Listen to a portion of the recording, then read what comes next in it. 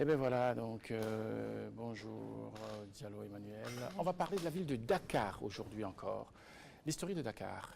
Bonjour Steve, bonjour chers téléspectateurs. Nous sommes ravis de vous retrouver aujourd'hui dans la chronique d'ici et d'ailleurs, où nous vous emmenons à Dakar, la capitale du Sénégal.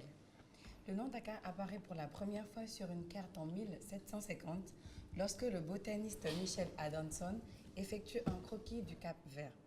Dakar pourrait être la version francisée de Ndakaaru en Wolof, l'appellation locale dont l'étymologie reste incertaine. Selon la même source, il pourrait s'agir du terme Wolof Dakar, qui signifie le tamarinier, un arbre très présent sur la côte à l'arrivée des Lébous, une ethnie sénégalaise au XVIIe siècle. En parallèle, Steve, notamment avec la construction de la gare de la ligne de chemin de fer, la ville de Dakar rivalise aussi avec Saint-Louis, une autre ville sénégalaise.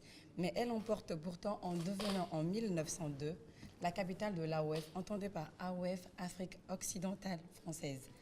Son premier gouverneur général, Ernest Roume, lance de gros travaux d'urbanisme, parmi lesquels figure le palais du gouverneur, qui est d'ailleurs l'actuel palais présidentiel, ainsi que le marché Kermel.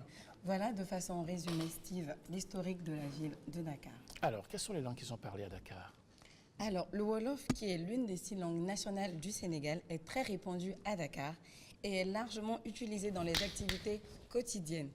C'est la langue véhiculaire de la ville et elle est en situation d'expansion au détriment des autres langues nationales et du français. Néanmoins, Steve, le français est la langue officielle et la langue unique de scolarisation du système public. Et l'anglais, simple langue étrangère récemment enseignée, ne remplit pas de rôle social. Mais des mouvements d'opinion se sont exprimés dans la presse, Steve, pour demander son accès au rang de langue officielle afin d'être de plein pied dans la mondialisation. Donc on retient que le Wolof reste la langue la plus parlée au Sénégal et plus précisément à Dakar, dans tous les domaines d'activité de cette capitale. Alors, quels sont les attraits touristiques de Dakar? Dakar possède plein d'attraits touristiques uniques et est une ville qui offre un tourisme très enrichissant. Nous avons la statue de la Renaissance, la régie va bien vouloir nous aider avec, qui offre une vue sur toute la ville en haut de sa tour et retrace l'histoire de l'Afrique et du Sénégal dans son musée. La notoriété de Gorée fait de la capitale un passage obligé et l'île de Gorée est à la fois une île de l'océan Atlantique Nord située dans la baie de Dakar et est un lieu de symbole de la mémoire de la traite négrière.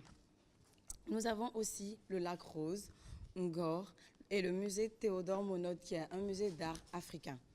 Les touristes trouveront aussi leur bonheur en allant aux différents marchés tels que le marché de Sandaga, le marché de Soumbédioune et le marché qu'on appelle Kermel, qui est un marché très très enrichissant à Dakar. Ça, c'est le déplacement, c'est ça?